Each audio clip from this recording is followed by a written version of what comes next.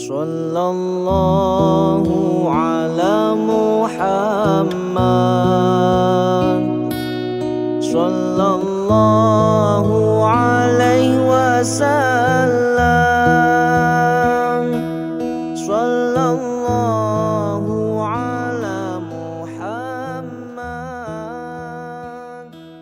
Sallallahu alaihi wasallam. Enggak, Mas Dwi. Ya. Bismillahirrahmanirrahim. Assalamualaikum warahmatullahi wabarakatuh. Waalaikumsalam. Alhamdulillahirabbil alamin wassalatu wassalam ala asrofil anbiya wal mursalin wa ala alihi ashabihi ajmain amma ba'du. Bismillahirrahmanirrahim. Teman-teman khususnya dari KSO Kamis hari ini 16 Rajab 1446 Hijriah atau 16 Januari 2025. Saya selaku pembawa acara yaitu Dwi Cahyono, nanti untuk tilawah dan sari tilawahnya Mas Sigit Indriono dengan bacaan Quran surat Shad ya atau surat 38 ayat 28 sampai 29. Alhamdulillah pemateri kali ini sudah hadir yaitu Bapak Dr. Ajeng Kusmana, beliau dari Universitas Muhammadiyah Malang dan juga Majelis Ulama Indonesia Kabupaten Malang. Tema yang akan diberikan adalah adab membaca Al-Quran. Sebelum memulai, marilah kita buka KSO kali ini dan baca basmalah bersama-sama. Bismillahirrahmanirrahim. Langsung aja Mas Sigit Indriono kami persilakan untuk membaca Quran surat 38 yaitu ayat 28 sampai 29. Monggo Pak Sigit. Terima kasih Mas Dwi. Ya. Assalamualaikum warahmatullahi wabarakatuh. Waalaikumsalam warahmatullahi. A'udzu billahi minasyaitonir rajim.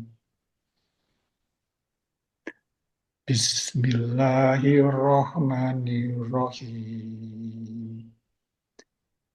Amnatul ladina amanu wa amilus sholihati kal mufsidina fil ard. Amnat al-muttaqina kal fujjar. Kitabun anjalnahu ilaika mubarakul liyadabbaru ayatihi waliyadhakkaru ulul albab. Terjemah surat Shad ayat 28 dan 29. Pantaskah kami memperlakukan orang-orang yang beriman dan mengerjakan kebajikan sama dengan orang-orang yang berbuat kerusakan di bumi? Atau pantaskah kami menganggap orang-orang yang bertakwa sama dengan orang-orang yang jahat? Kitab Al-Quran yang kami turunkan kepadamu penuh berkah, agar mereka menghayati ayat-ayatnya dan agar orang-orang yang berakal sehat mendapat pelajaran. Shadaqallahul azim. Wassalamualaikum warahmatullahi wabarakatuh. Waalaikumsalam warahmatullahi wabarakatuh. Matur nuwun untuk Mas Sigit Indriono atas bacaan surat 38 ayat 28-29, mudah-mudahan menjadi barokah bagi kita. Langsung aja kepada Bapak Dr. Ajeng Kusmana. Nanti mungkin kalau ada waktu tanya jawab, dan yang penting sebelum menutup mohon doanya Pak, karena teman-teman kita saat ini di usia sekarang ini banyak yang sakit, baik teman kita maupun keluarganya, mudah-mudahan segera diberi kesembuhan. Monggo untuk Bapak Dr. Ajeng Kusmono kami persilakan untuk langsung mengisi materinya. Baik. Assalamualaikum warahmatullahi wabarakatuh. Waalaikumsalam warahmatullahi wabarakatuh. Alhamdulillahirabbil alamin, assalatu wassalamu ala Muhammadin wa ala alihi wa sahbihi ajmain, amma ba'd. Suara saya jelas ya? Jelas. Agak Ya. jauh dikit. Ya. Baik. Kita bersyukur kepada Allah atas nikmat umur, nikmat iman, nikmat Islam, nikmat sehat, dan nikmat afiat. Selawat dan salam kita haturkan pada Nabi Muhammad Sallallahu Alaihi Wasallam. Kita akan bahas tentang adab Al-Quran nanti sampai ke keutamaan surat dan ayat ya dalam Al-Quran. Baik, mungkin bisa ditampakkan slide-nya. Saya atau Ustadz Endri?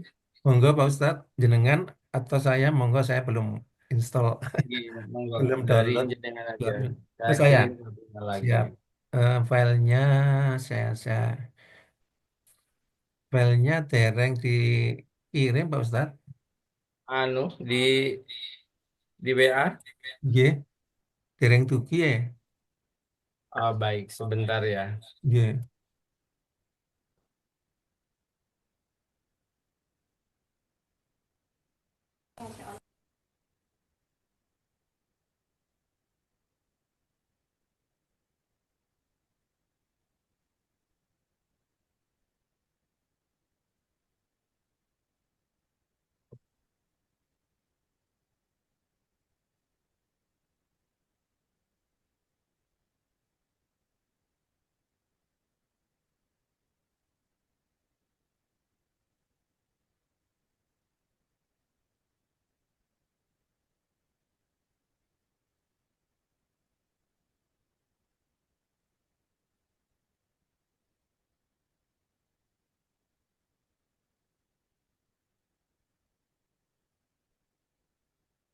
Nggih sampun.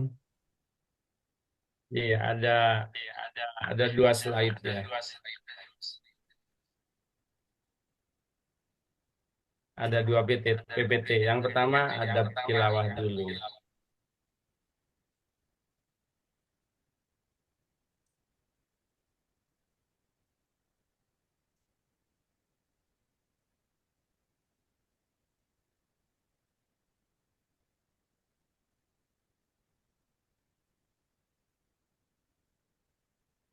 Baik.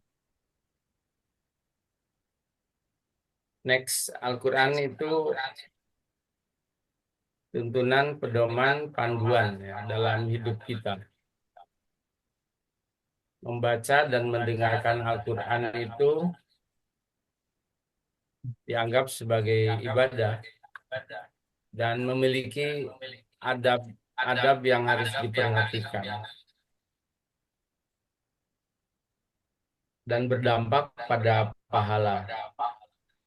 Sehingga membaca Al-Quran sekalipun tidak tahu arti, makna, kandungan, tetap dia berpahala. Bahkan dalam riwayat Tirmizi ini, man qara'a harfan min kitabillah, siapa orang yang membaca satu huruf dari kitab Allah, falahu bihi hasanah, dia mendapat satu kebaikan, bahkan dilipatkan menjadi bi asyri amsalihah, hingga 10 kali lipat. Itu sekedar baca ya. Kalau kita lihat bunyi hadisnya, Qur'an. Qur'an itu artinya ya membaca. Bukan mentadaburi, bukan mentadarusi, bukan mengamalkan. Baru tahap awal. Membaca saja itu sudah berpahala. Apalagi kalau lebih dari itu. Next. Ini dalam riwayat lain ya, dari Dailami. Bahkan bukan alif lam mim satu huruf, tetapi alif satu huruf, lam satu huruf, mim satu huruf. Dan siapa orang yang mendengar Al-Quran, artinya dia tidak baca, cuma mendengarkan saja, itu masih tetap mendapatkan bikulli harfin, setiap huruf mendapatkan satu kebaikan. Next. Slide-nya cukup banyak sehingga mungkin saya agak singkat ngulas. Siap. Ini dalam riwayat Ahmad disebutkan, man qara'a bi mi'ati ayatin, siapa orang yang membaca 100 ayat fi lailatin dalam satu malam. Yang namanya malam itu dimulai setelah maghrib sampai sebelum subuh. Siapa yang membaca setelah maghrib hingga sebelum subuh 100 ayat, maka untuknya seperti dia sholat suntuk semalam penuh. Kayaknya susah ya. Kita bisa semalaman berdiri untuk sholat sunnah. Tapi itu bisa didapat dengan cara kita membaca 100 ayat. Ya, panjenengan semua itu kalau ngaji hitung ya. Jangan kurang dari 100 ayat. Lebih boleh. Cuma di sini bilang kita mendapatkan 100 ayat. Seperti sholat sepanjang malam. Full. Ustadz Henry, suara saya ada doublingnya apa enggak sekarang? Iya, Mbak Munawi ada dua nggih Pak Ustadz? Baik. Mungkin Next. mungkin HP-nya mungkin bisa dimatiin soundnya Pak Ustadz.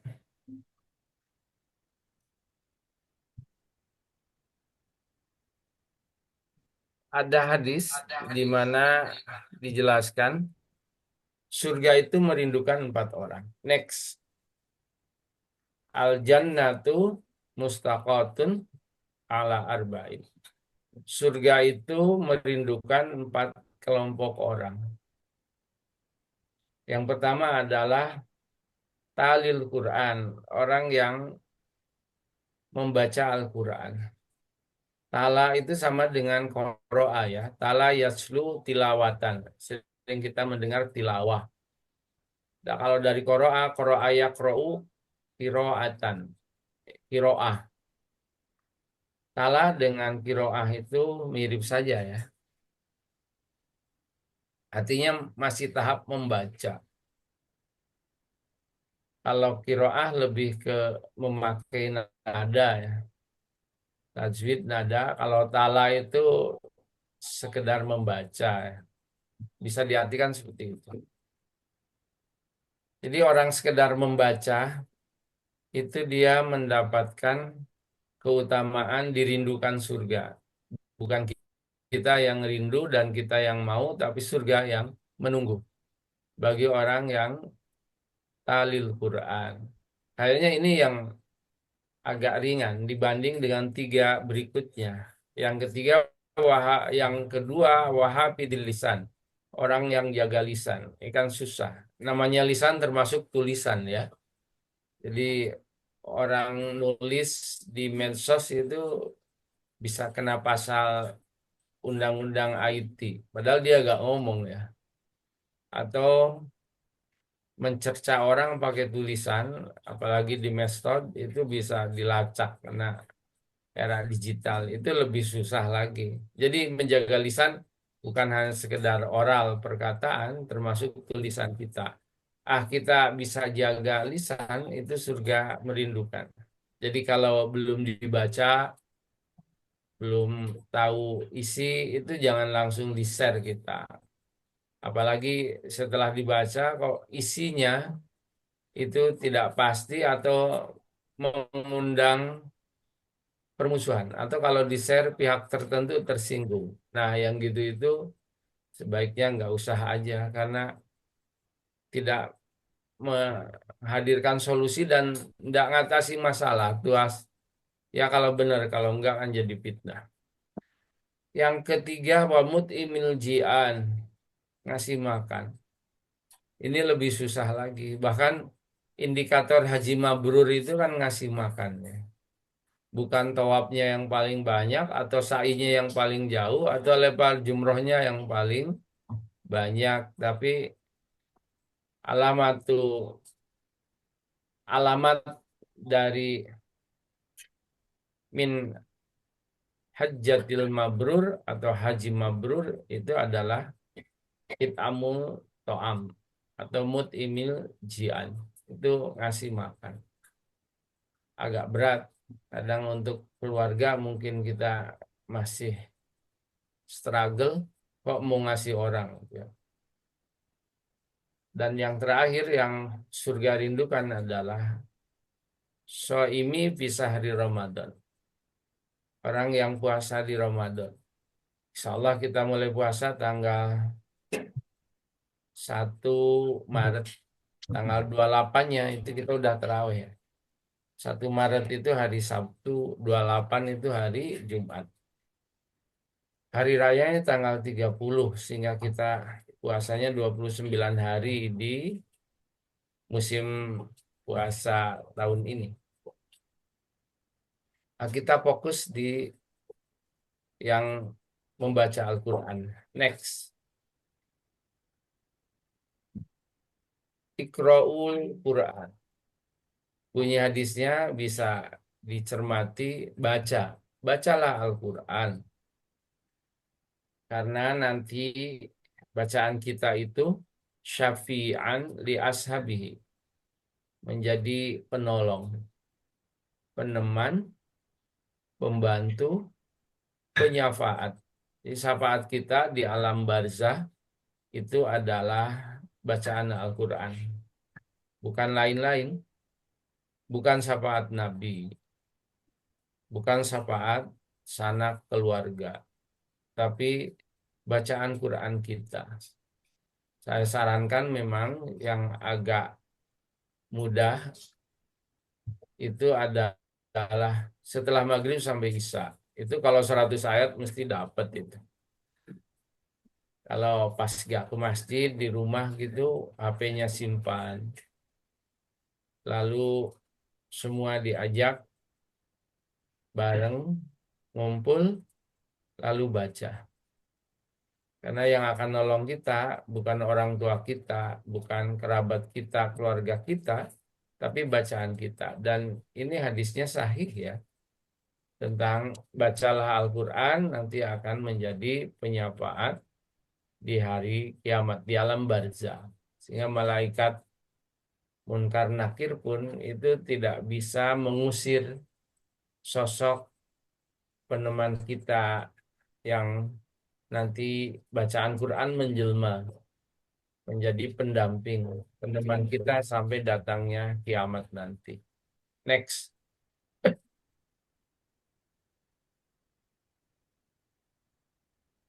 Orang yang baca Quran dan dia mahir, maka ma'as safarotil kiramil baror. Bersama malaikat, dekat dengan malaikat, berteman dengan malaikat. Itu kalau mahir ya. Next. Tetapi bagi orang yang waladi yaqra'una yatata'ta, bagi orang yang membacanya dengan terbata-bata, maka dia lahu ajroni, dapat 2 pahala. Kalau lancar bersama malaikat, kalau tidak lancar pahalanya semakin banyak. 1 huruf berpahala 10. Tapi kalau gagap, megap, tersendat-sendat gak lancar, alif lam mim itu kan bukan dibacanya alif lam mim, tapi bisa al lam lam mim mim tambah lebih banyak. Dan itu berdampak pada pahala karena dia membaca lebih banyak. Bahkan orang yang terbaik itu adalah orang yang mau belajar Quran dan mengajarkannya. Jadi saran saya, dengan tidak melihat usia kita, kalau maghrib sampai isya itu ya udah. Kalau ada orang yang sedang taklim atau sedang tahsin, sedang belajar Al-Quran, saran saya bergabung aja. Karena ada orang yang merasa tua, apalagi di samping tua dia punya jabatan tertentu, lalu begitu ada orang ngaji itu gak mau gabung. Aslinya kalau di masjid kan gak usah dibawa, itu status atribut merek kita. Masjid itu semua sama. Jadi kita ikut aja belajar. Daripada salah terus, lebih baik malu lalu benar. Daripada kita menahan malu tapi gak benar-benar. Next. ini yang tadi agak megap-megap, ya, lagi berat, nggak lancar, tetap berpahala. Sekalipun bacaannya ya salah juga, oh orangnya terbata-bata, ya tetap berpahala. Next,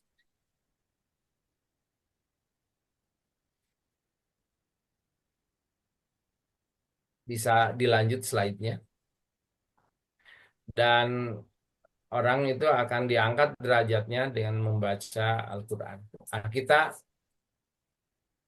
beranjak ke adab ya, yang berkaitan dengan badan kita ya, jasad kita. Yang pertama diusahakan ketika baca Quran itu dalam keadaan suci. Next.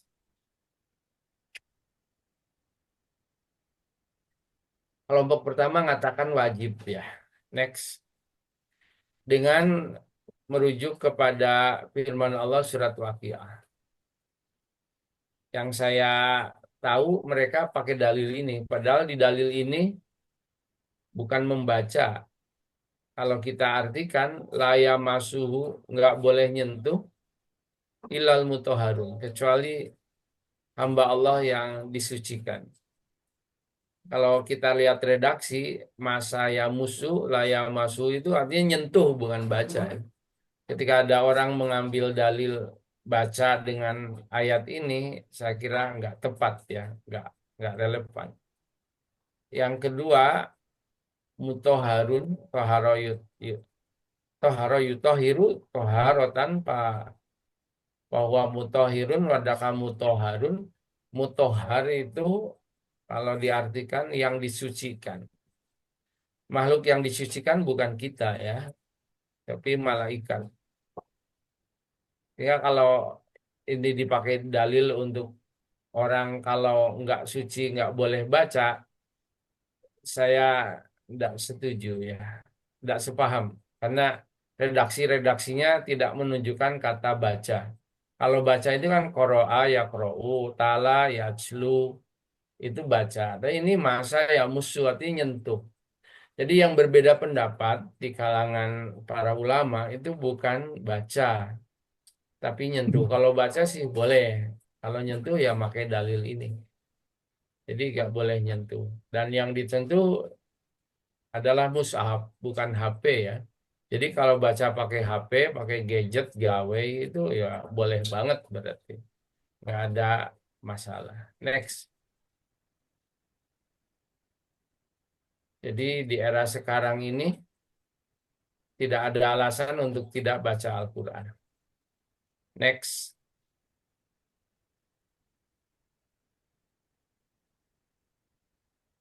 Nah,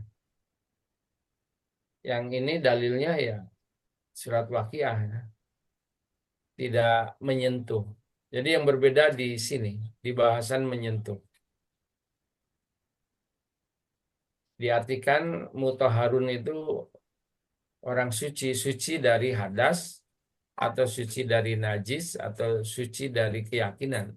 Jadi mukmin ya, bukan musyrik.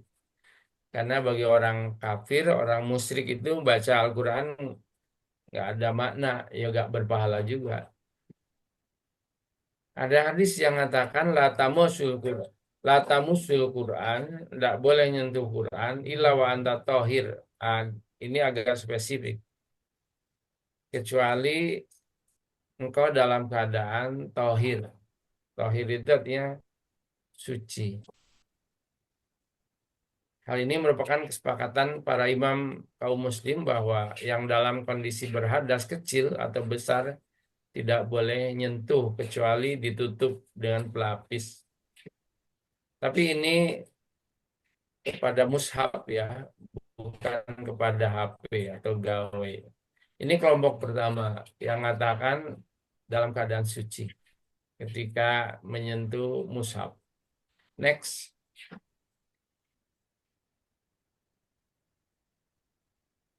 Yang kedua itu bukan wajib, cuma dianjurkan.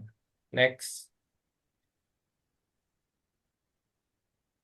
Jadi membaca Quran itu boleh tidak dalam keadaan berwudu ya. Dalil yang dipakai sama, surat Waqiah. Cuma beda di pemahaman. Kalau yang kedua ini, dia memahami ayat sebelum dan sesudahnya. Sebelumnya itu dikabarkan bahwa Quran itu berada di Lauhil Mahfud. Tidak bisa menyentuh. Menyentuh di sini diartikan mengakses atau mengambil ya, atau menerima atau membawa. Tidak bisa mengambil Al-Quran yang di Lauhil Mahfud kecuali malaikat Jibril. Jadi mutahharun diartikan sebagai makhluk yang disucikan. Karena kita ini bukan disucikan, tapi bersuci ya, bersuci dari hadas. Berarti ada makna aktif, upaya usaha. Kalau malaikat itu udah given dia. Dia suci itu karena takdir ya. Kalau kita suci itu karena usaha dari kita. Nah, bunyi ayat ini tidak boleh nyentuh kecuali yang disucikan. Berarti bukan kita. Apalagi kalau dilihat sebelumnya itu bahwa mengatakan Quran itu berada di Lauhil Mahfud. Next.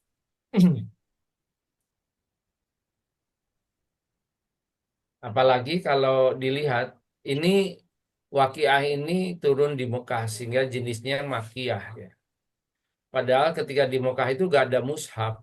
Jadi gak mungkin ada larangan yang belum ada. Larangan ini biasanya sudah ada. Dan Quran belum utuh diwahyukan. Baru hanya surat-surat pendek, berarti juz amma ya.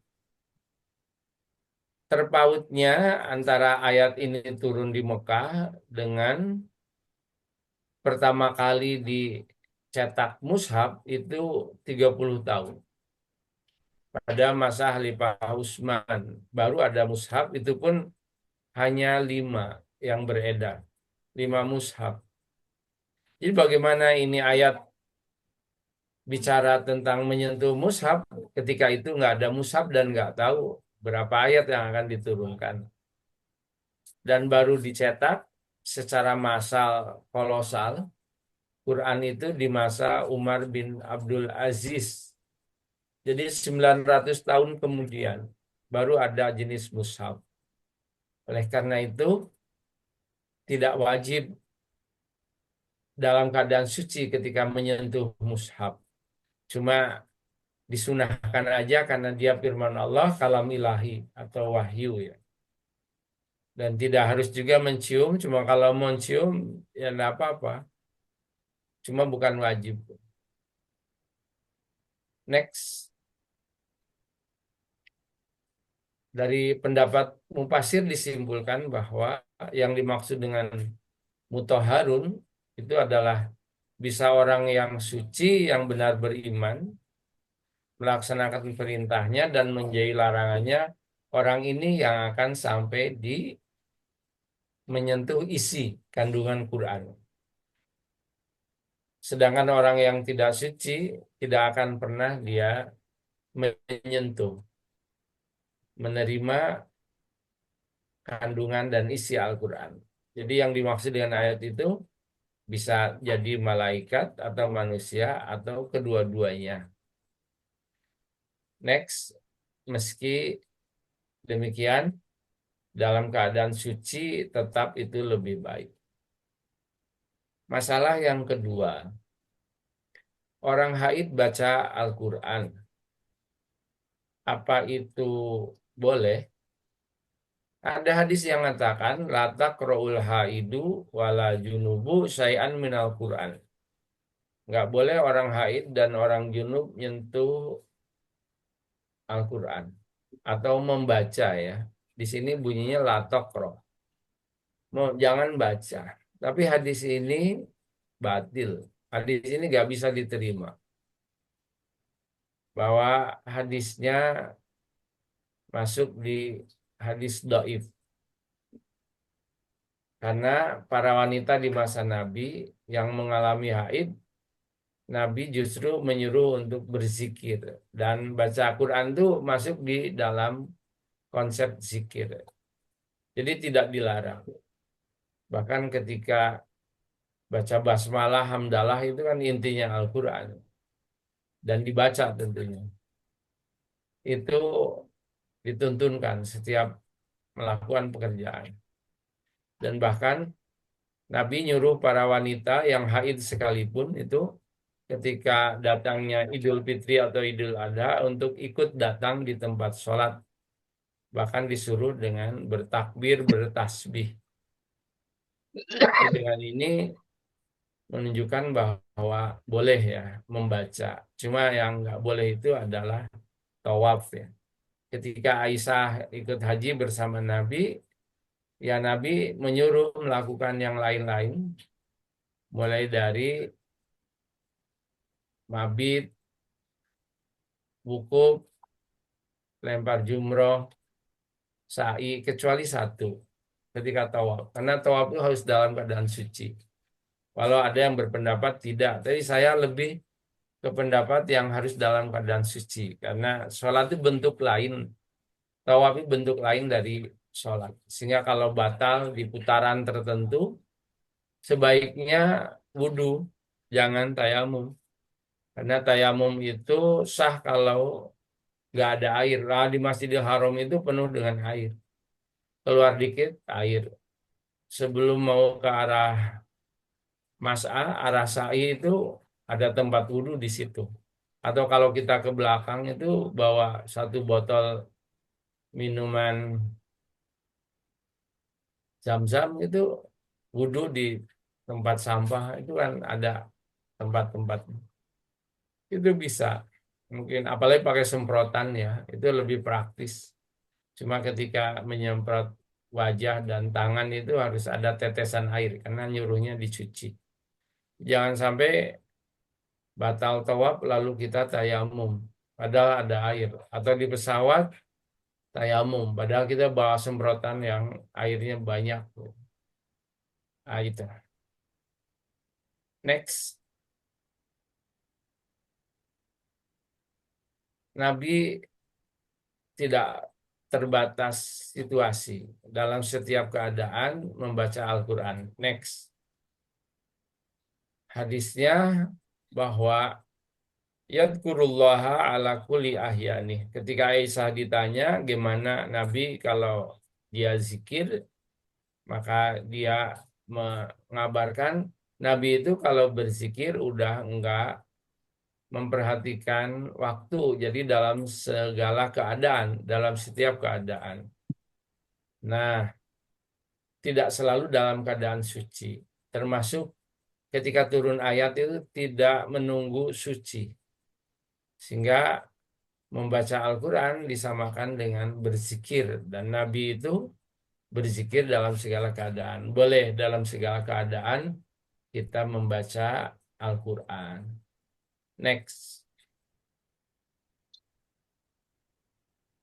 Juga dari Ibnu Abbas itu meriwayatkan bahwa ketika membaca Al-Quran itu bagi orang junub dibolehkan juga. Alasannya yaitu bahwa yadkurullah ala kulli ahyani. Nabi itu berzikir dalam setiap kesempatan waktu yang dimungkinkan. Next.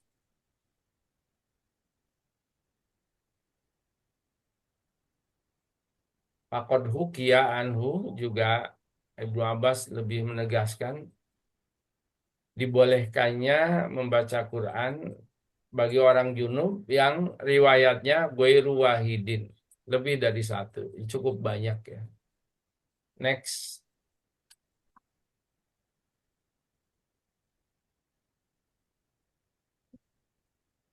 Ketika Ibnu Munzir mengatakan Rawaina an Ibnu Abbas, telah sampai riwayat dari Ibnu Abbas bahwa annahu kana yaqra'u wirdahu wa huwa junubun.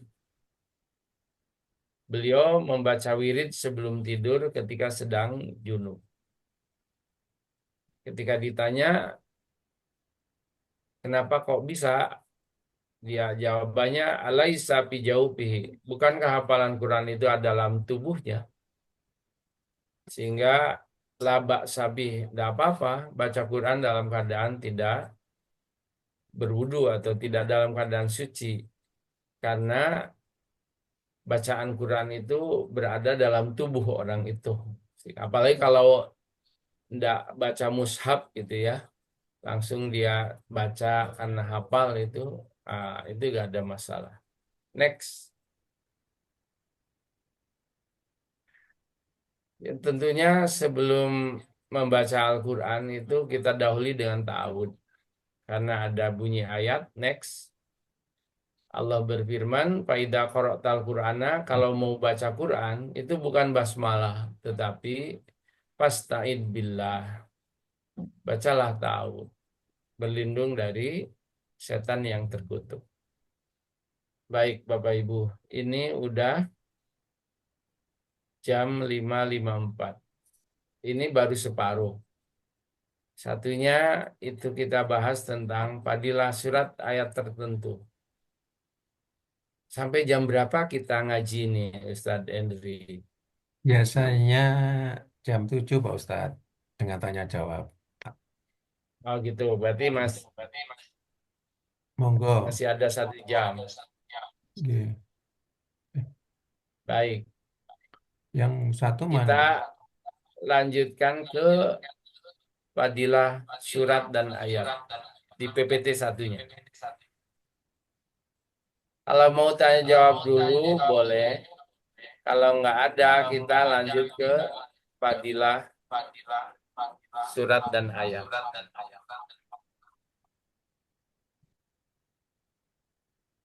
Monggo dipilih yang mana.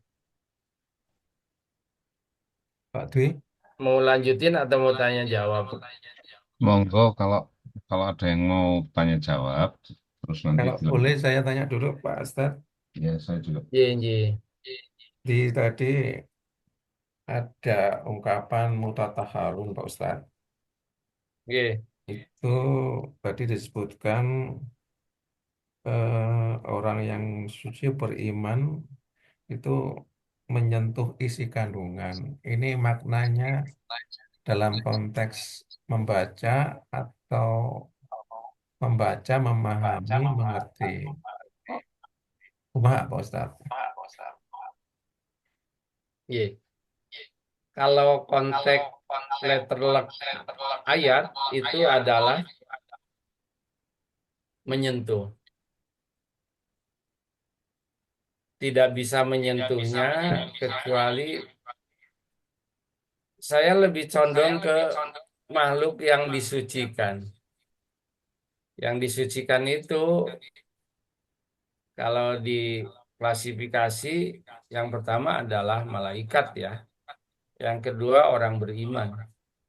Yang ketiga baru orang wudu. Cuma orang wudu itu lebih ke tauhir ya, toharoh. Toharoh perbuatannya, tohir orangnya. Atau kalau perempuan tohiro. Sementara bunyi ayat kan mutohar, isim maf'ul, jadi subjek, pasif. Jadi lebih ke malaikat kalau saya. Dan ayat sebelumnya itu adalah filauhil mahfud, di kitabim maknun, di lauhil mahfud. Kalau konteks ayatnya sebetulnya ya menyentuh. Lalu untuk menjembatani pemahaman agar tidak terlalu berbeda, maka disebut menyentuh itu menyentuh kandungan. Sehingga tidak bisa menyentuh kandungan Quran kecuali yang disucikan. Karena bunyinya kan disucikan. Maka yang disucikan itu ya malaikat, ya bisa kalau orang beriman. Itu. Jadi yang ranah perbedaan itu hanya nyentuh bukan baca ya. Kalau baca dalam segala keadaan boleh. Jadi kan boleh buka YouTube siapa aja dari Ustadz nasional itu tidak ada perbedaan pendapat ketika baca. Jadi kalau mau baca dalam keadaan apapun lanjutkan silahkan. Kalau untuk nyentuh itu pun bedanya hanya dinyentuh mushaf. Sehingga kalau ingin keluar dari perbedaan pendapat agar kita tidak sanksi atau tidak ragu itu ya udah nggak usah baca mushaf, baca aja dari gadget, dari gawai, selesai sudah. Jadi begitu. Kalau dilanjutkan malaikat itu apakah juga secara rutin membaca Quran, Pak Ustadz? Kalau konteks ayat itu yang dimaksud malaikat, malaikat Jibril yang tugas menyampaikan wahyu. Dan begitu wahyu semua diturunkan, selesai sudah. Malaikat yang lain itu hanya menyimak, mendengarkan, mengerubuti, mendoakan orang yang sedang baca Al-Quran. Dia sendiri tidak membaca ya. Kalau saya selama penelusuran saya, yang dimaksud dengan la yamassu ilal mutahharun itu adalah Jibril yang mengambil di Kitabul Maknun untuk disampaikan pada Nabi Muhammad.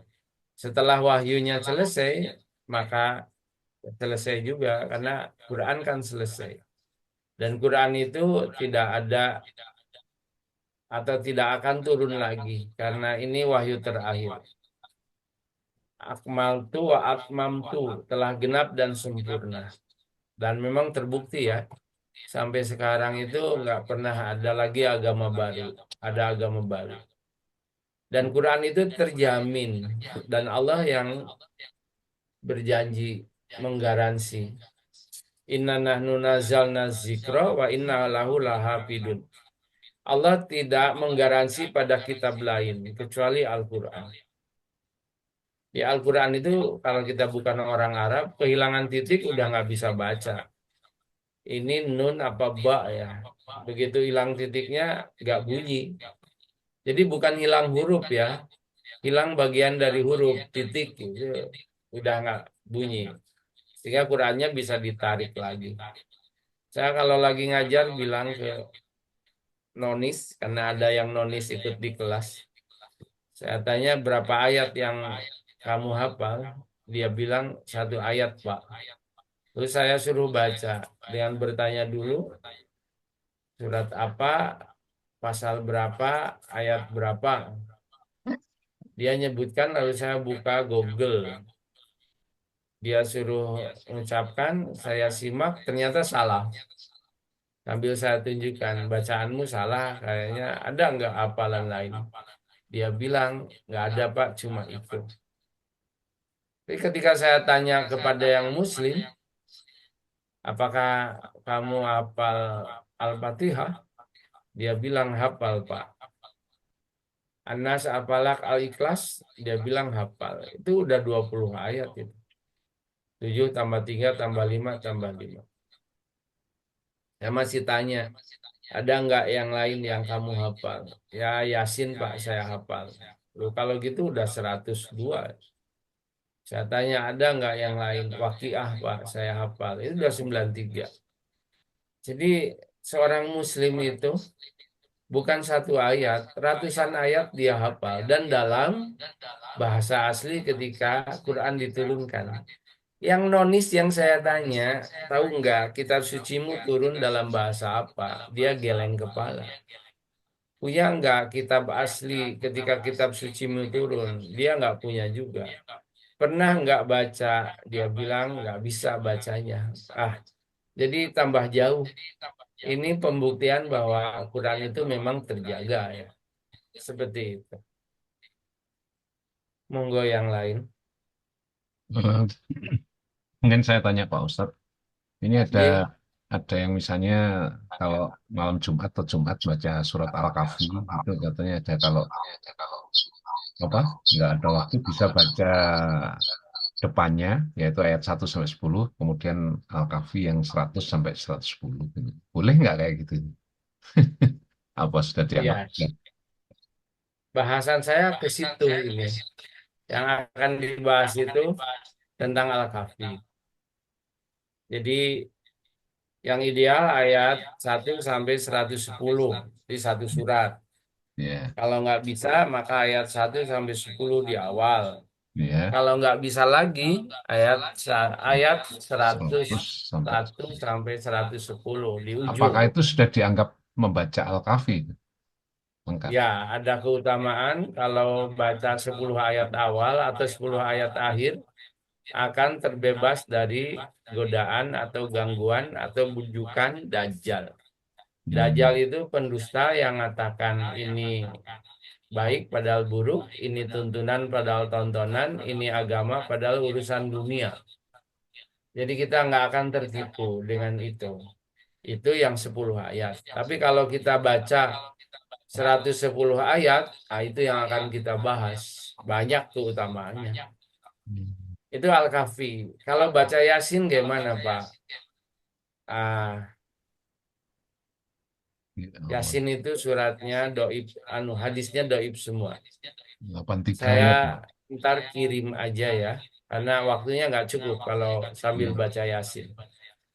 Nanti saya kirim ke Ustadz Endri, silakan dibaca sendiri. Kalau hadis-hadis tentang Yasin itu tidak ada yang sahih. Yasin ya firman Allah. Baca surat apa aja atau firman Allah yang mana aja itu sama derajat kategorinya. Namun Rasulullah itu menyampaikan ke kita ada ayat tertentu dan surat tertentu dibaca dalam keadaan dan waktu tertentu itu ada keutamaan tertentu. Nah, ketika ngomong keutamaan-keutamaan itu nggak boleh ngarang, apalagi kalau kata orang.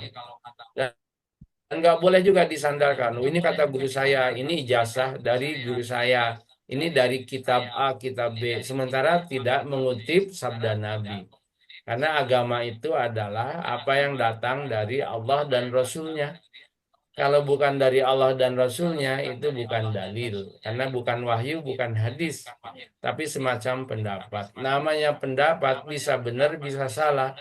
Benar kalau sesuai dengan maunya Allah dan Rasul-Nya. Dan salah kalau tidak ada, bahkan bertentangan. Nah, begitu. Jadi saya lebih hati-hati dengan tidak menyalahkan ya, silahkanlah. Resiko pilihan Anda dan ditanggung Anda. Namun kalau untuk saya, dalam beragama itu, kalau untuk urusan agama, kembalikan pada Allah dan Rasul-Nya, selamat sudah. Walaupun di masyarakat itu kan banyak toh amalan, zikir, wirid yang dikarang oleh pemimpin-pemimpin agamanya, syekh-syekhnya itu. Kalau saran saya, ya ngikutin Nabi aja.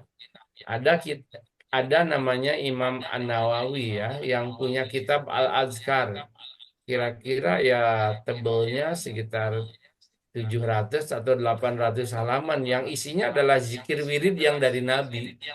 Masa Nabi udah nyontohkan kita mau ngamalkan yang bukan dari Nabi. Kecuali kalau Nabi gak ngasih ya. Atau Nabi gak nyontohkan.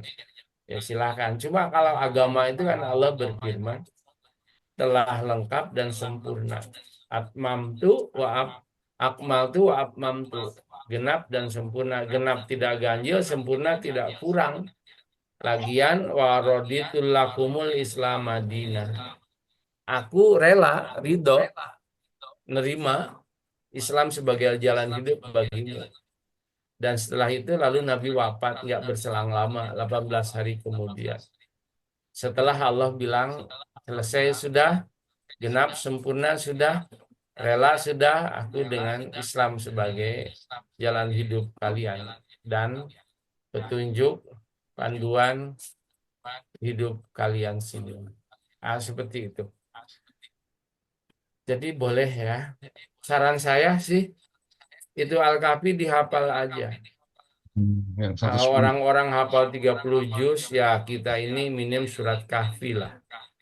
Nggak banyak cuma 110 ayat. Berarti kalau satu ayat satu hari 110 hari itu.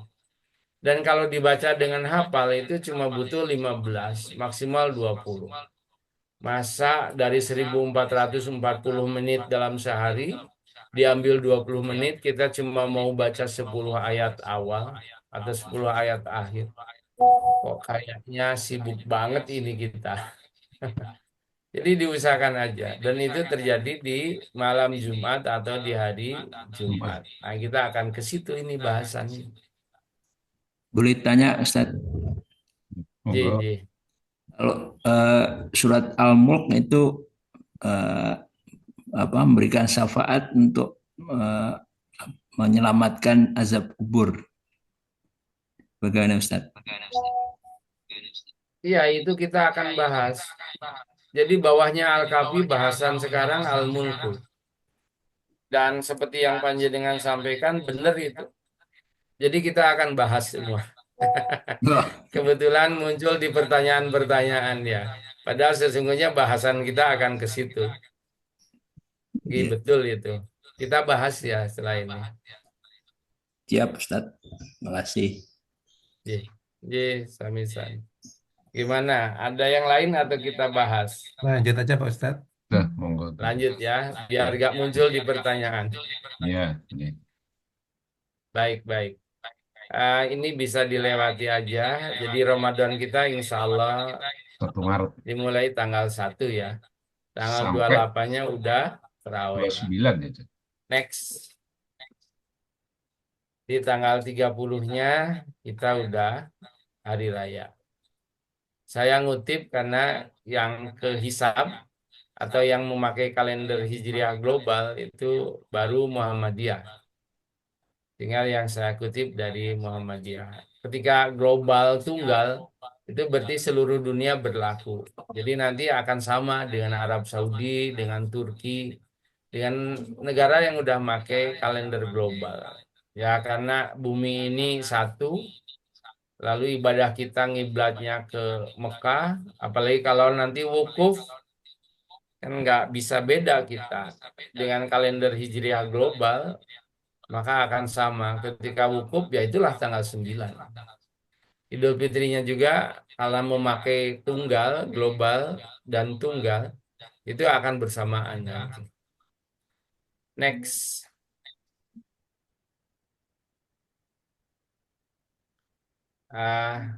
Sebentar lagi kita kan Ramadan ya. Next. Ini hadis nyebutin ada 6 keutamaan. Satu, Ramadan itu bulan berkah. Ini yang perlu digarisbawahi karena saya akan bahas ini kaitannya dengan Al-Quran ya. Jadi Ramadan itu bulan berkah. Berkah itu apa? Ya bertambahnya kebaikan dari kebaikan yang ada. Jadi selalu dalam keadaan baik bahkan bertambah baik. Yang kedua di Ramadan itu wajib puasa. Yang ketiga pintu surga dibuka. Ini hadis sahih ya, hadis benar. Yang keempat pintu neraka ditutup. Yang kelima setan diikat. Yang keenam ini yang luar biasa. Ada satu malam yang derajatnya lebih baik dari 1000 bulan. Di mana? Di Ramadan. Kapan? Tanggal 1 sampai tanggal 29. Isi. Insya Allah dapat. Next. Di Ramadan itu turun Quran. Ini ayatnya yang menyampaikan ke kita. Next. Dan Quran itu Allah nyatakan sebagai kitab yang penuh berkah. Hanya orang yang mendapat berkah yang bisa baca Al-Quran. Kita bertabaruknya melalui tilawah dan kiroah. Ya, jangan sampai luput dalam sehari itu. Minim 100 ayat. Next.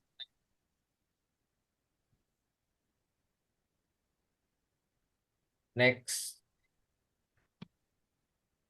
Langsung ke Al-Kahfi ya. Next. Oke. Kita bahas Al-Kahfi. Al-Kahfi itu surat ke-18. Jumlahnya 110 ayat. Di dalamnya berisi satu tentang bagaimana menghadapi cobaan. Yang kedua tentang kisah yang diriwayatkan oleh semua agama. agama-agama samawi, termasuk Islam. Di mana 7 orang dia menyelamatkan iman karena dalam ancaman, lalu ia masuk ke tempat perlindungan gua ya, dan Allah wafatkan salah satu mi'atin wajdadu tis'ah. Salah satu mi'atin wajdadu tis'ah. 309 tahun.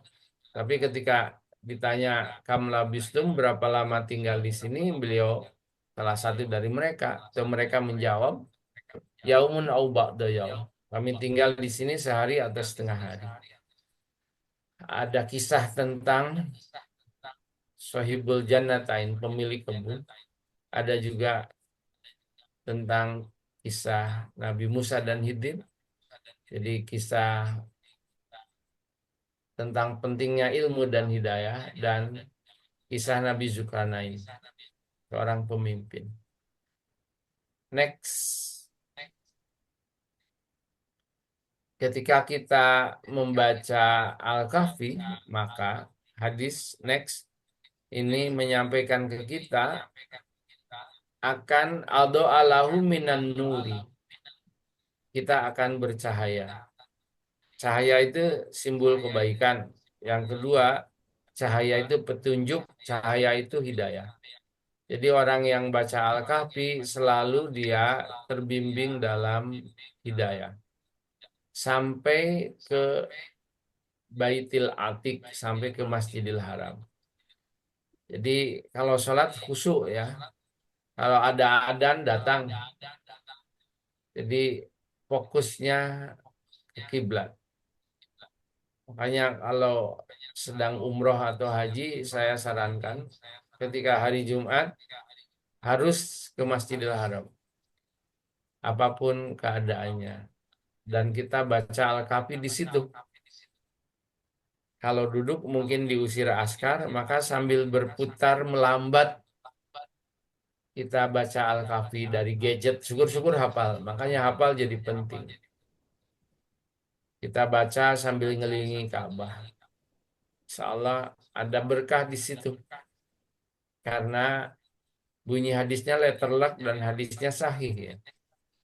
Kita akan terpaut.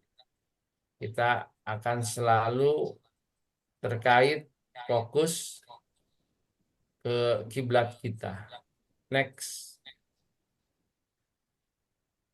Yang dimaksud dengan cahaya apa? Penjelasannya next. Jadi keutamaan Al-Kahfi itu dia bisa pelakunya atau pembacanya itu dia mendapatkan keutamaan dengan next. Satu, kalau bacanya di hari Jumat, namanya hari Jumat itu adalah tabda'u lailatul jum'ah min ghurubi samsi yaumil khamis. Di waktu maghrib di hari Kamis. Wayantahi dan berakhir di yaumul jum'ah bi ghurubi samsihi. Di hari Jumat maghrib juga. Dari maghrib ke maghrib. Maghrib hari Kamis sampai maghrib hari Jumat.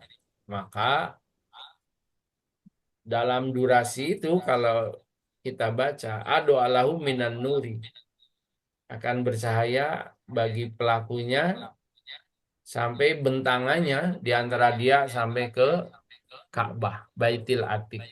Next.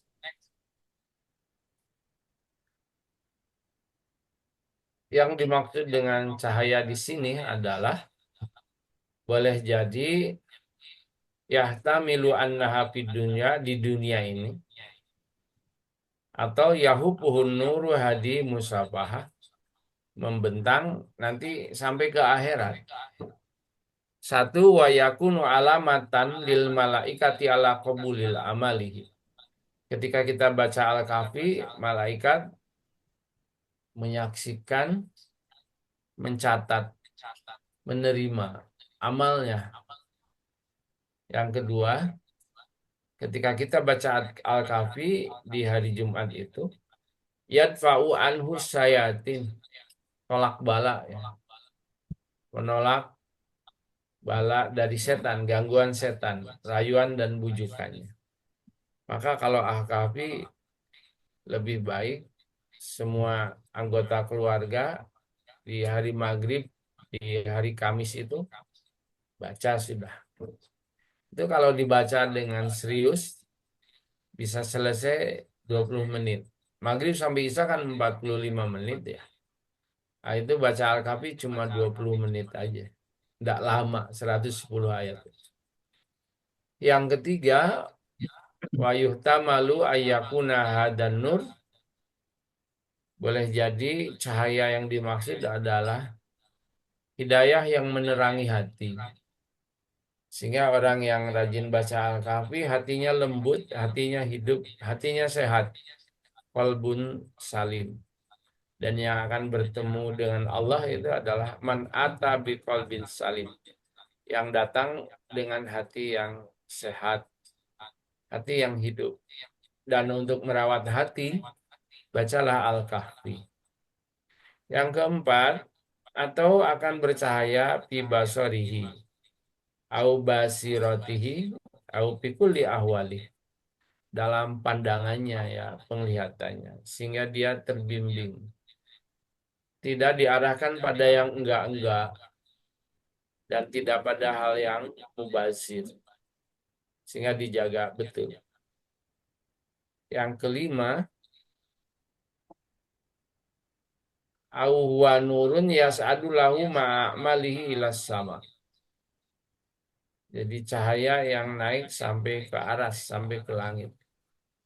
Jadi orang yang lagi baca Quran kelihatan dari langit itu bercahaya seperti bintang. Layaknya kita melihat di langit ada bintang. Seperti itu penduduk langit ngelihat ke bumi ada bintang. Ketika rumah tersebut dibacakan Al-Quran. Yang khusus di hari Jumat adalah Al-Kahfi. Yang keenam, ketika kita baca surat Al-Kahfi, tusahiduhul malaikah. Malaikat menyaksikan, meliputi, ngerubuti, nemani, doakan orang yang sedang baca Al-Quran.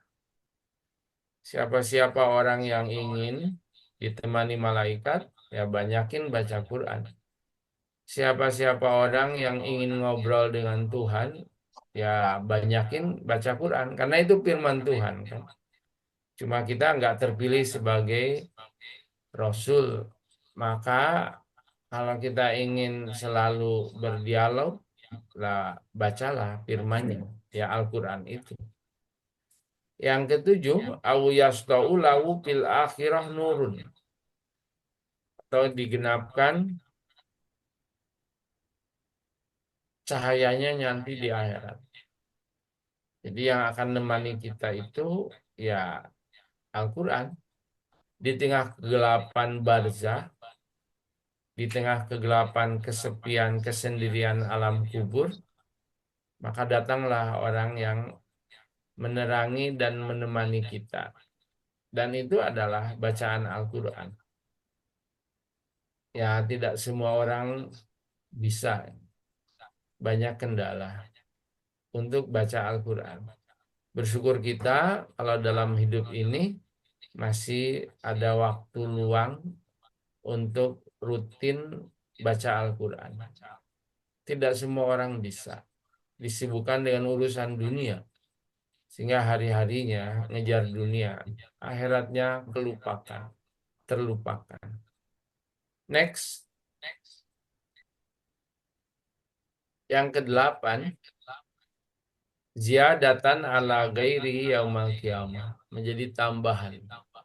Tambahan pahala, tambahan keutamaan. Nanti di akhirat, di alam barzah. 9. Wa yakunu hadan nur.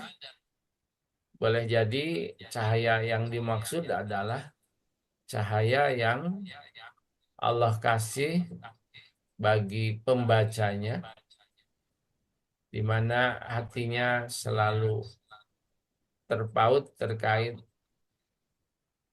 ke kiblatnya, yaitu Ka'bah di Masjidil Haram.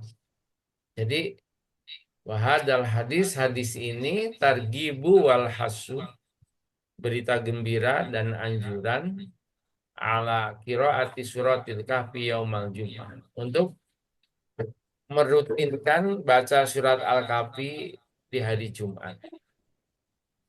Cuma jarang dengar ya kita dengan Al-Kahfian, itu jarang dengar. Cuma setelah saya sampaikan ini, kalau ada yang belum, ya kita bismillah aja memulai. Jangan sampai ada Jumat kelewat, kita tidak sempat baca Al-Kahfi. Kalau Next. baca malam Jumat gimana? Gimana? Bacanya malam Jumat. Bacanya malam Jumat, yaitu Nggak Kamis Jumat, enggak. Maghrib. Idealnya malam ya.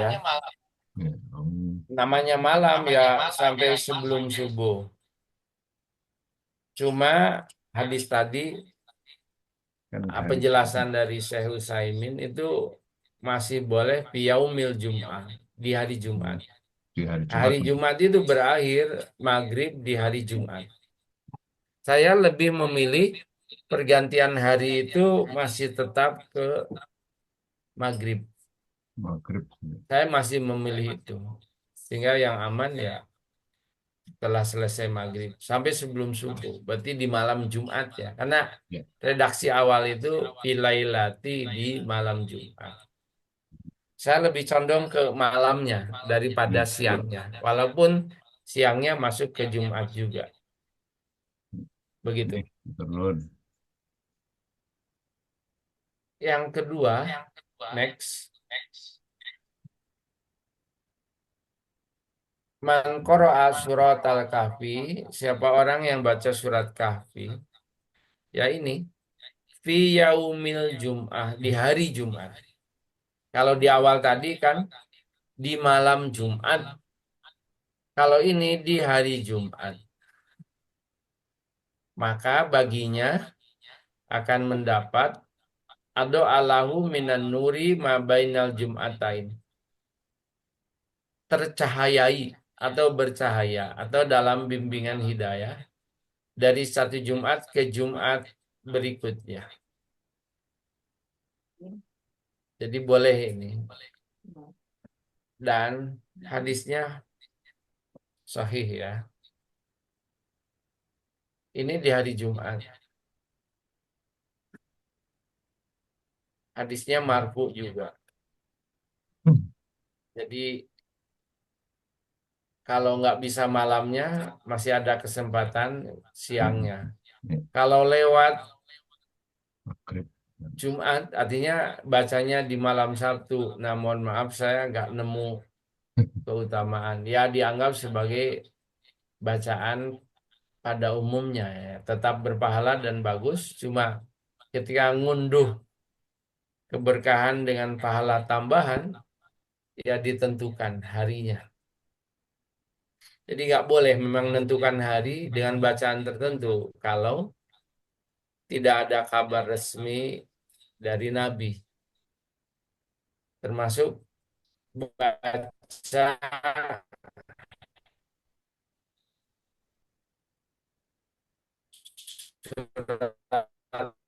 Al-Kahfi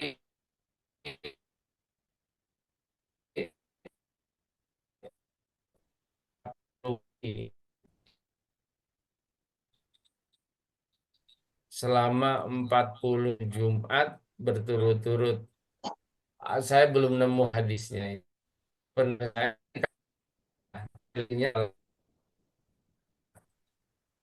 jadi membaca 40 kali itu ya agak kesengkan juga. Berarti 40 kali 20 menit ya, 400 menit. 400 menit itu berapa jam? Kalau 1 menit 600. Hampir 7 jam, 8 jam. 7 jam. Wah, lumayan. Tapi dalam hadis-hadis itu muncul hanya sekali ya. Tidak nyampe disebutkan 40 kali.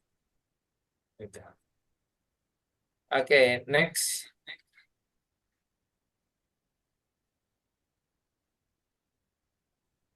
Next. Ketiga, membaca Al-Kahfi itu ada keutamaan. Next. Satu alahu nurun min tahti qadamihi ila ananis sama. Dari telapak kaki sampai menjulang ke langit ya. Cahayanya itu. Ketika kita dibaca di hari Jumat. Au yudi ulahu yaumal qiyamah. Kalau di akhirat itu dia menjadi penyapaat teman. Wa ghufira lahu ma baina jum'atain, dan menjadi wasilah untuk diampuninya dosa dari satu Jumat ke Jumat berikutnya. Hadisnya bisa dipakai. Next.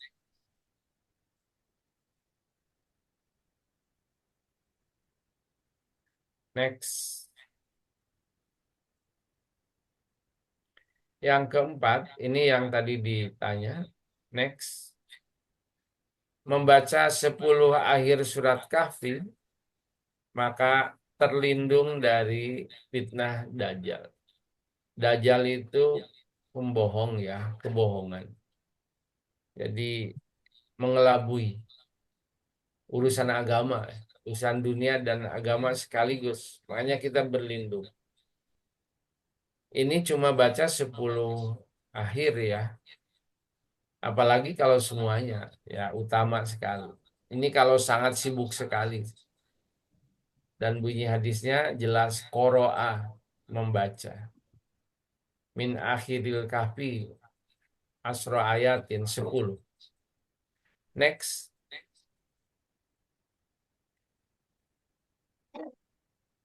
Kalau ini di awal. Kalau bunyi hadisnya hafidho asro ayatin. Kalau tadi baca, kalau ini hafal. Jadi hafal 10 ayat awal. Kualitas hadis sahih dari Muslim. Maka terlindung dari Dajjal. Jadi ini batas minimal. Kita membaca di hari Jumat itu paling enggak itu 10 ayat. Idealnya sih tuntas ya. 110 itu. Next.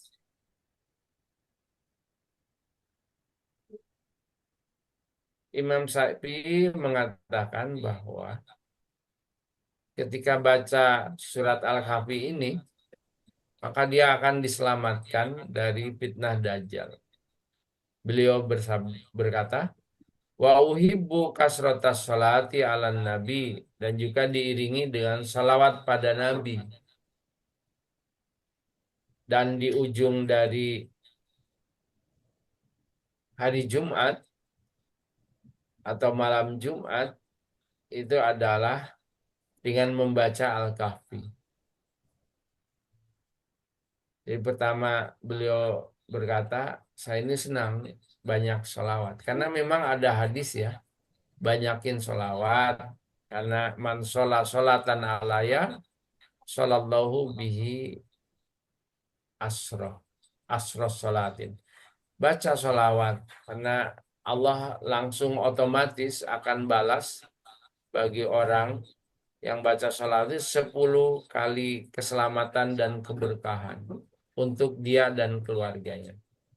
Aksiru sholata yaumal jum'ah, banyakin sholawat di hari Jumat. Dan Imam Syafi'i mengatakan, aku senang memang membanyakkan sholawat. Banyakin sholawat itu yuk terserah. Syukur-syukur 1000 kali itu kita sholawat. Sholawat yang kita baca dalam sholat ya. Saran saya itu, sholawat Ibrahimiyah. Ada 9, Nabi ngeriwayatkan cara sholawat menurut sunnah. Yang saya maksud yaitu sholawat yang dipakai ya, bukan, mohon maaf, bukan karangan-karangan orang. Karena banyak orang yang ngarang sholawat. Kalau masih ada contoh dari Nabi, amannya sih ikut Nabi aja. Saya tinggal di Malang, Kepanjen ya. Di Kepanjen ini ada pengamal sholawat wahidiyah gitu ya. Banyak. Yang nomor satu kan di Kediri, yang kedua di Kepanjen. Saran saya ya sholawat Ibrahimiyah itu aja yang kita amalkan. Next.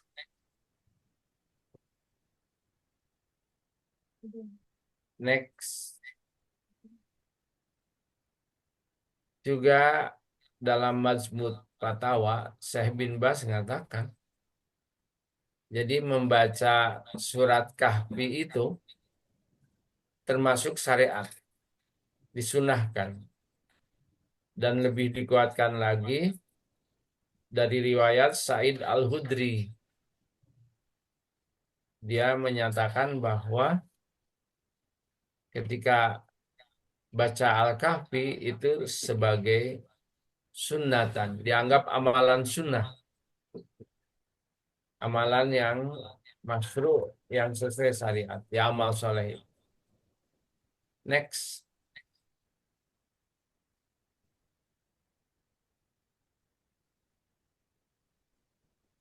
Oke, next. Kelima, akan diampuni dari satu Jumat ke Jumat berikutnya. Next. Jadi banyak amalan di agama kita menjadi sarana pengampunan dosa.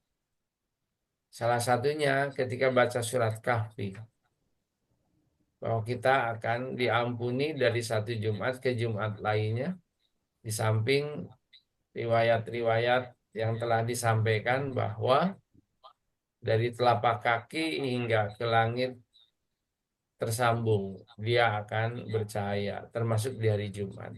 Penekanan yang terakhir, wa ghufira lahu ma bainal jum'atain, diampuni antara dua Jumat. Next.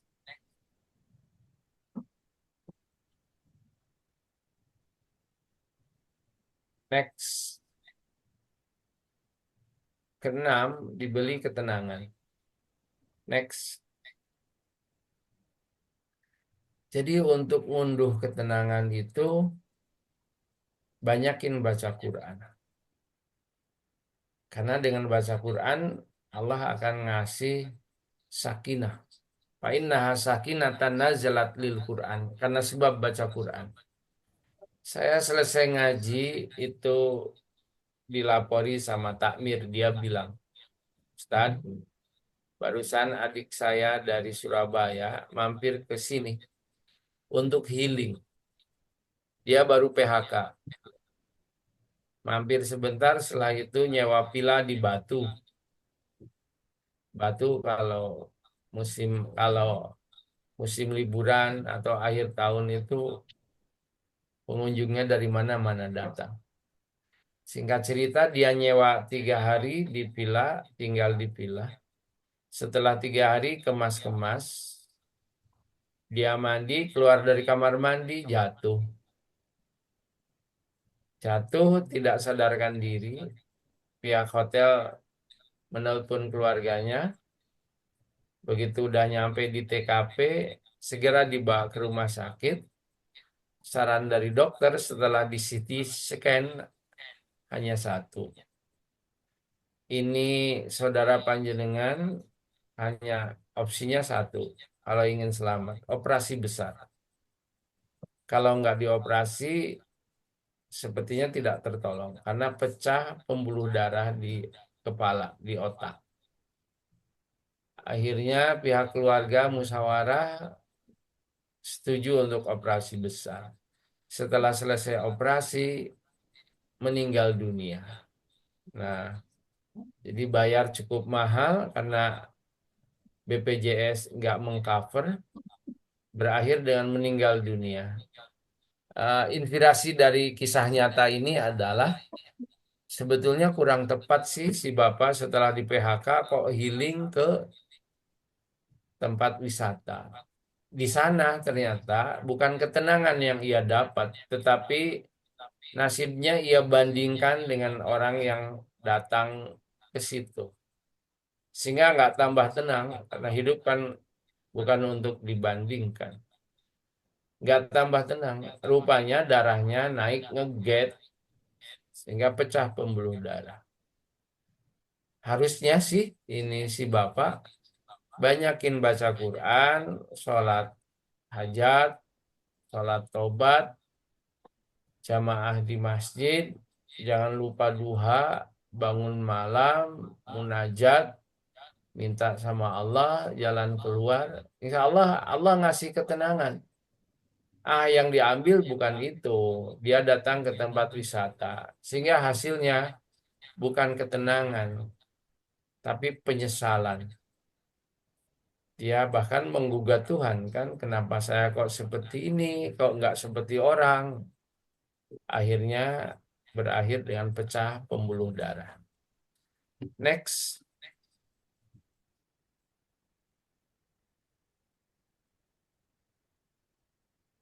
Next. Sekarang yang kedua ya. Keutamaan kedua yang sesuai pertanyaan tadi. Mungkin berakhir di sini bahasan kita. Masih banyak sih. Yaitu baca tabarok. Next. Tabarok itu adalah jimat penangkal. Penangkal dari siksa kubur. Next. Anna suratan fil Quran. Ada surat dalam Al-Quran yang jumlahnya 30 ayat. Yang kalau orang baca maka supiat lirojulin hatta gufirolahu. Akan menolong dia di hari kiamat, bahkan mengampuni dosa untuknya. Apakah surat itu? Nabi bersabda, Tabarakalladzi biyadihil mulku. Surat Tabarok. Al-Mulk. Albani mengatakan Hasan li ghairihi. Jadi hadisnya bisa dipakai. Next. Bahkan ini tambahan. Albani mengatakan hadisnya Hasan juga, tapi Imam Hakim mengatakan sahih hadisnya.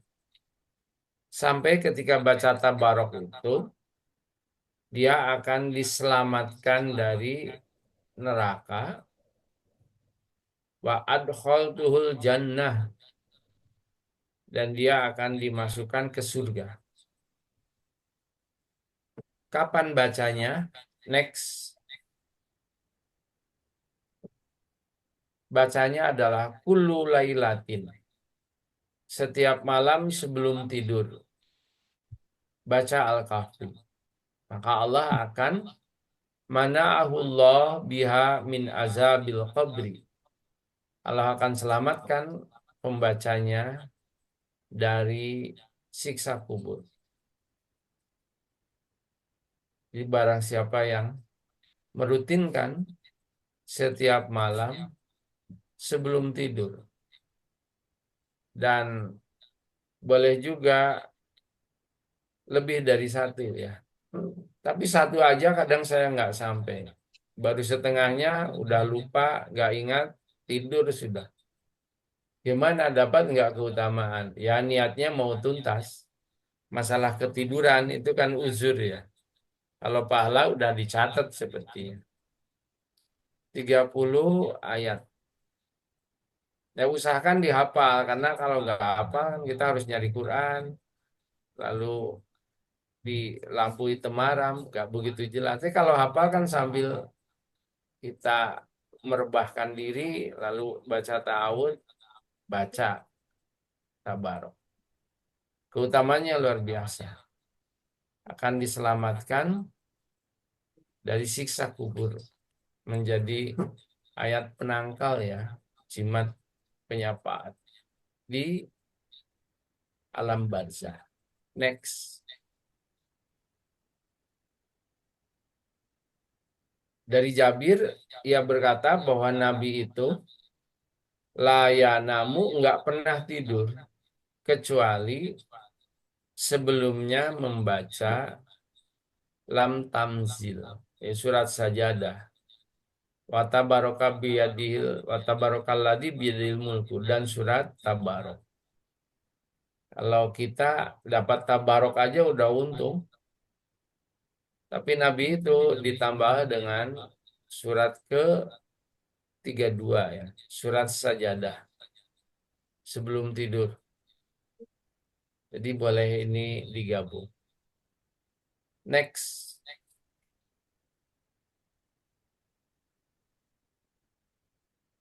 Itu yang kedua. Yang ketiga, sebelum tidur itu, bacalah ayat kursi. Next. Ayat kursi itu, ayat 255 dalam surat Al-Baqarah. Intinya Al-Quran Al-Baqarah, intinya Al-Baqarah ayat kursi. Next.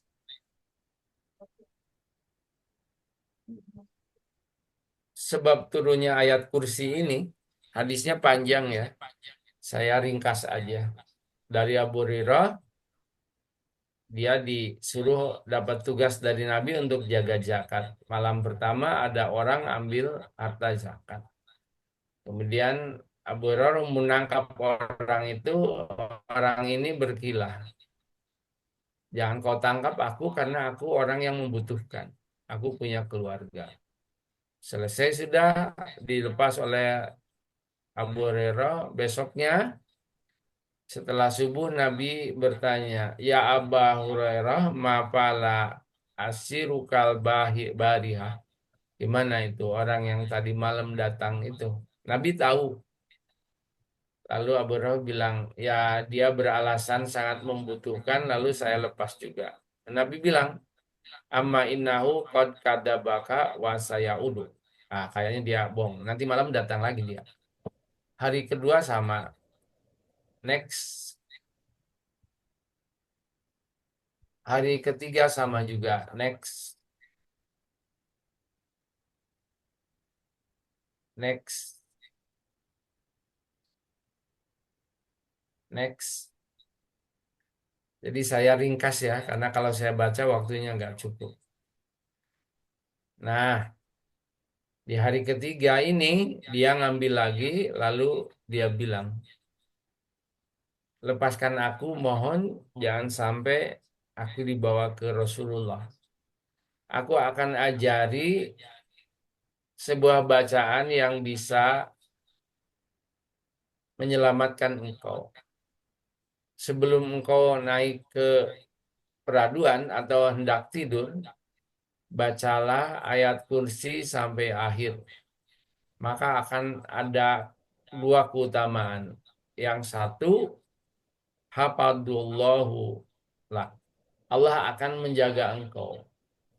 Dan yang kedua, wayad anis syaitan. Akan terhindar dari gangguan godaan setan.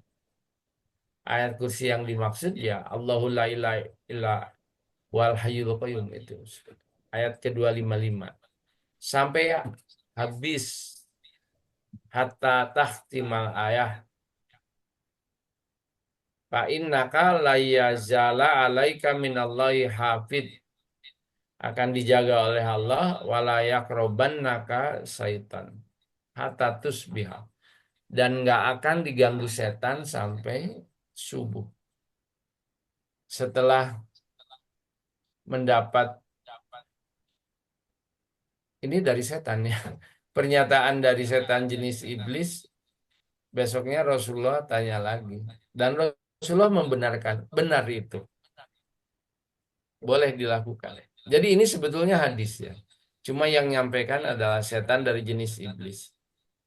Betulnya dari makna moral story-nya ya. Makna lain dari kisah ini adalah dari siapapun kebenaran itu datang selama ada sandaran dalilnya, dasarnya terima aja. Bahkan dari musuh kita sekalipun, kalau benar omongannya ambil aja. Jangan ditolak gara-gara kita nggak suka dengan dia. Karena apa yang disampaikan itu benar. Nah, keutamaan ayat kursi itu disampaikan oleh setan dari jenis jin, iblis, bahwa kalau kita baca sebelum tidur, akan dijaga oleh Allah dan kita tidak akan kerinan, bablas, bangkong, dan Kalau ada adzan mesti dengar, karena Nabi bersabda, kalau ada orang kerinan, itu sungguhnya telinganya dikencingi setan. Kita ini jangankan telinga dikencingi orang ya, kaki dikencingi orang aja kita mesti marah. Nah, ini setan yang ngencingi. Jadi orang yang bablas nggak bisa datang ke masjid gara-gara kerinan, itu telinganya dikencingi setan. Caranya agar kita tidak diganggu setan dengan dijadikan WC telinga kita, sebelum tidur baca ayat kursi. Boleh juga sih baca An-Nas, Al-Falaq, Al-Ikhlas. Mohon maaf, boleh juga ditiupkan ke tangan lalu diusapkan semua. Jadi benteng gaib. Saya termasuk yang percaya seperti itu. Saya suka ngelihat tim ru'yah itu begitu dan benar itu. Jadi ada ikatan gaib, ada benteng gaib. Jadi nggak usah bawa jimat, sikap, susuk, raja, asma, penangkal, agak perlu. Cukup kita berlindung dengan ayat kursi dan muawizat lain. Next.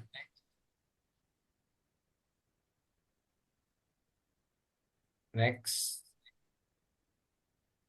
Next. Next. Yang kedua dari ayat kursi itu adalah jangan lupa baca setelah selesai sholat. Jaminannya surga untuk kita. Man qara'a ayat al-kursi biduburi kulli salatin maktubah. Siapa orang yang baca ayat kursi setelah selesai sholat wajib, Allah jamin untuknya surga. Jadi memohon surga itu caranya adalah bacalah ayat kursi di zikir wirid kita. Jadi begitu selesai salam, baca istighfar 3 kali, baca Allahumma antas salam, wa minkas salam, baca Allahumma la mani'a, lalu setelah itu subhanallah 33, alhamdulillah 33, Allahu akbar 33, ditutup dengan la ilaha illallah wahdahu la syarikalah. Lalu setelah itu baca ayat kursi. Ayat kursi itu masuk di Ismullah al-A'dham, al-Asma al-A'dham, nama Allah yang agung. Jadi isinya ayat kursi itu full tentang sifat-sifat ketuhanan. Nah, itu kita baca. Setelah itu sholawat, lalu silakan doa. Jadi dibacanya sebelum doa ya, setelah zikir. Setelah sholat wajib. Bunyi hadis ini, piduburi uli sholatin maktubah. Setiap selesai sholat wajib, bukan sholat sunnah. Kalau sholat sunnah saya enggak juga. Saya bacanya selesai sholat wajib. Baik Bapak Ibu, kalau diteruskan masih panjang, tapi ini PPT nanti udah dikasihkan juga kan ke Ustadz Hendri. Saya kira bisa dibaca lanjutannya. Termasuk yang Yasin nggak sempat saya kupas karena waktunya terbatas. Saya kasihkan ke jenengan biar untuk menjadi koreksi, evaluasi, data juga sekaligus. Oh ternyata hadis-hadisnya nggak bisa dipakai. Pak, lalu kapan baca Yasin? Ya kapan-kapan silahkan. Cuma ketika ditentukan lalu muncul pahala, itu kan harus benar. Kalau nggak dari Allah ya dari Rasulnya. Saya cuma 2 itu aja. Sahabat pun itu bukan Nabi kan dia. Sehingga ketika ngomong tentang dapat pahala ini, pahala itu, bisa mendatangkan keutamaan ini, keutamaan itu, saya anggap itu bukan agama. Jadi saya tidak percaya sudah. Jadi kalau Allah yang berfirman, Rasul yang bersabda, saya terima sudah. Insya Allah valid dan mesti benarnya. Baik, itu Bapak Ibu. Kalau ada yang ingin disampaikan, disilahkan. Masih ada waktu 7 menit ya. Monggo Ustadz Hendri. Saya Ustaz tanya. Ibu Endang. Assalamualaikum warahmatullahi wabarakatuh. Ustaz Waalaikumsalam. tadi yang saya tanyakan membaca di antara maghrib sama isya dengan keluarga itu apa dibaca sendiri-sendiri atau dibaca semacam tadarus, jadi bergiliran. dalam keluarga itu. Nggih. Matur nuwun. Nggih. Mohon maaf kalau saya sendiri-sendiri Oh, itu saya ya. ini. Tapi kalau ngelihat bunyi ayat surat ke-7 ayat 204, Faida kuri al-Qur'anu, kalau dibacakan Al-Quran, fastami'u lahu wa ansitu, dengerin dan diam. Berarti nyimak ya. Ya. La'allakum turhamun, agar kalian dapat rahmat. Ya, untuk unduh rahmat, kalau ada yang sedang baca, simak, dengerin. Lalu saya kok bisa baca sendiri-sendiri? Karena bunyinya man qoro'a, itu, siapa yang baca. Sehingga baca masing-masing saya. Tentunya tidak merasa saling mengganggu dan terganggu ya. Karena ketika baca Al-Kahfi, ya tadi keutamanya sebutkan saya banyak sekali. Dan di situ bukan siapa yang dengerin gitu. Enggak, bunyinya enggak gitu. Atau siapa yang nyimak, bunyi kan enggak gitu.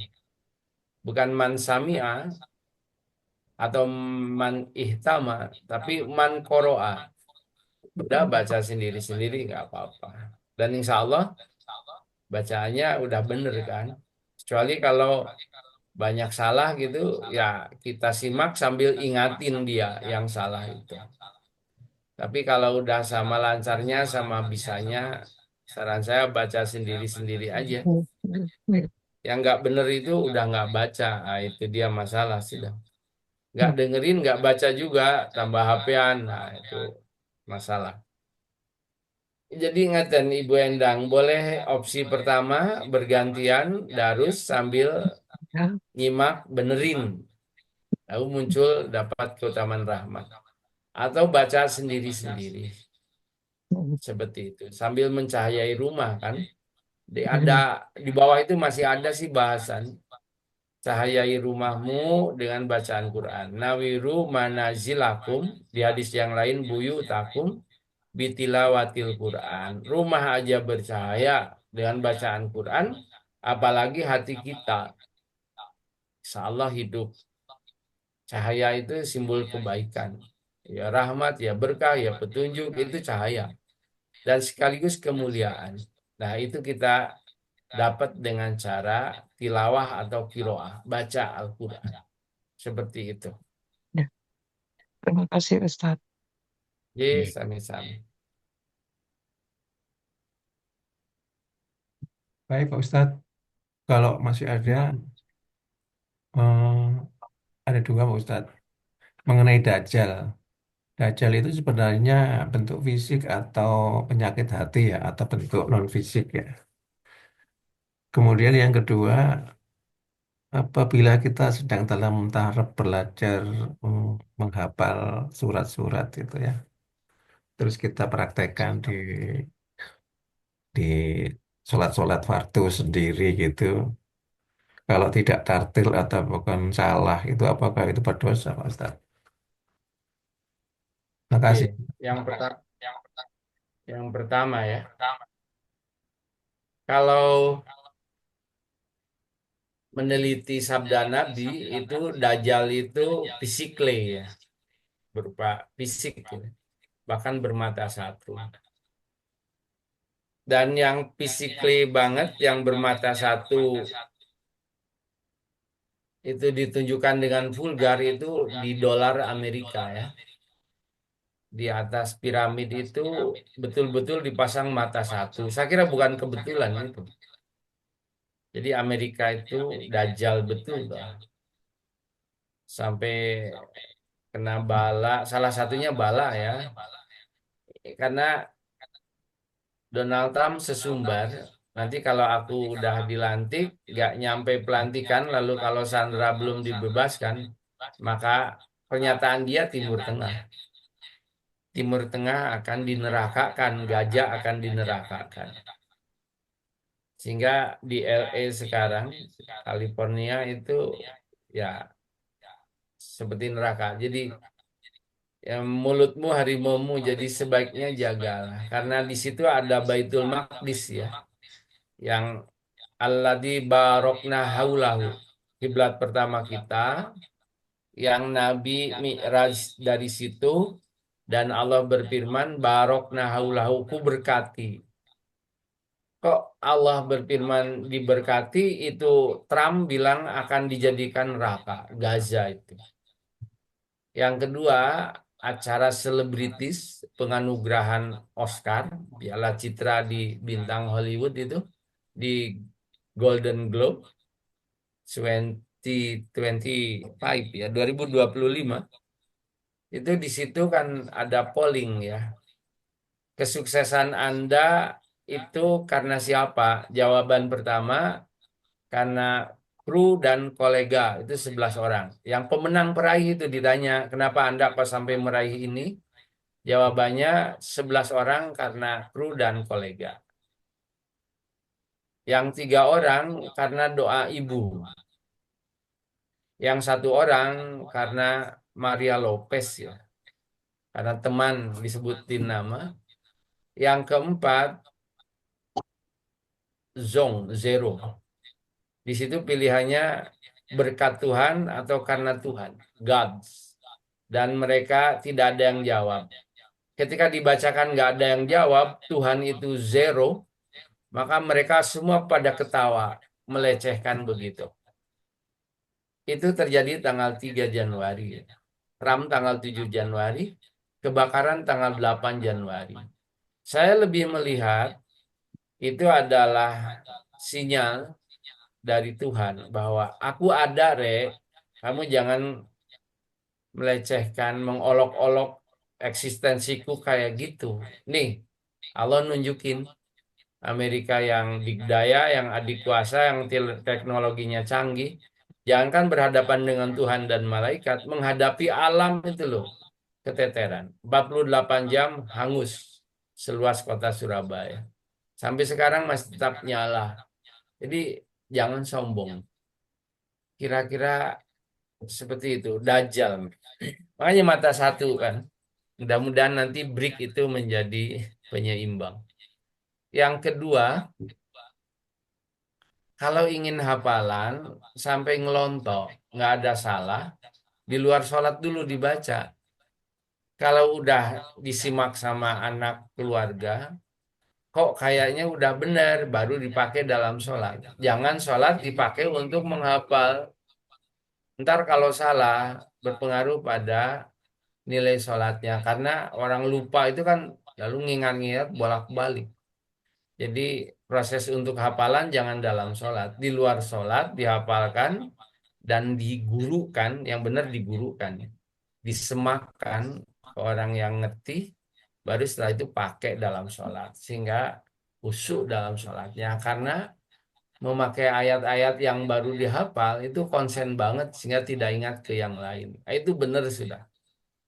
Dan namanya Quran itu harus dimurojaah. Menghafal mudah, merawatnya yang susah. Sehingga kita perlu istiqomah dalam hal ini.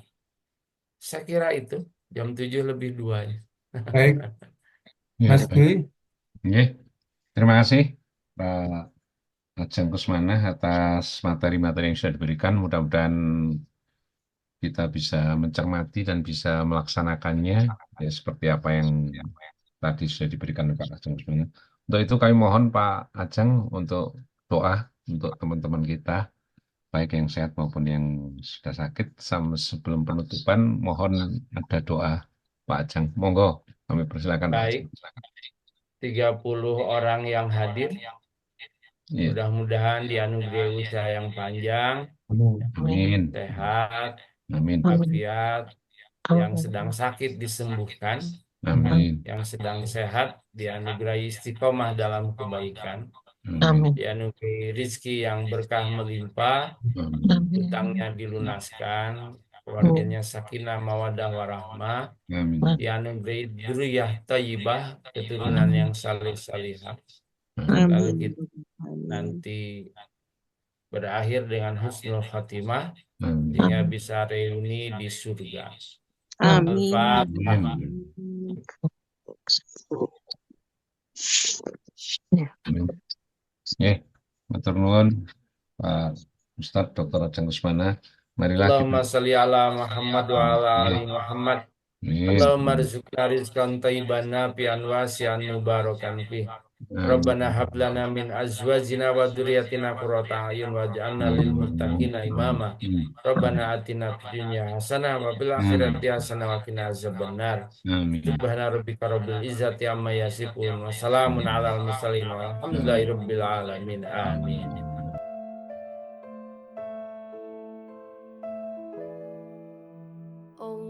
اللهم ارحمنا بالقرآن واجعله لنا إماما ونورا وهدى ورحمة اللهم ذكرنا منه ما نسينا وعلمنا منه ما جهلنا وارزقنا تلاوته آناء الليل وأطراف النهار واجعله لنا حجة يا رب العالمين